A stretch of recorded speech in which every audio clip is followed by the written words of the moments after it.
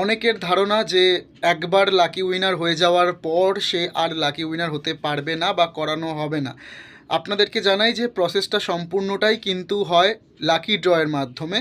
তো এরকম হতেই পারে যে আপনি লাকি ড্র একবার উইনার হয়েছেন মানে পরবর্তীকালে আর হবেন না, এটা কিন্তু একেবারেই নয়। তাই আপনারা যারা যারা পুরস্কৃত হয়েছেন তারা অবশ্যই কমেন্ট করবেন, প্রত্যেকটা গল্পের পরেই কমেন্ট করবেন। এবং যারা এখনও অবধি পার্টিসিপেট করেননি আমাদের এই কোয়েশ্চেন আনসারের যে কন্টেস্টটা রাখা হয়েছে আপনাদের জন্য, আপনারা সবাই পার্টিসিপেট করতে পারেন। এবং আপনাদেরকে জানাই যে এরকম কোনো ব্যাপার নেই যে একবার যে পেয়েছে তাকে আমরা আর সেকেন্ড টাইম লাকি উইনার করব না, কারণ প্রত্যেকের নামই ইন্ডিভিজুয়ালি চিরকুটে লিখে ড্র করা হয়। তো সেক্ষেত্রে যদি তার নাম সেকেন্ড টাইম ওঠে বা থার্ড টাইম ওঠে, এতে অবাক হওয়ার কিছু নেই, কারণ এটা সম্পূর্ণটাই ডিপেন্ড করছে লাকি ড্রয়ের মাধ্যমে।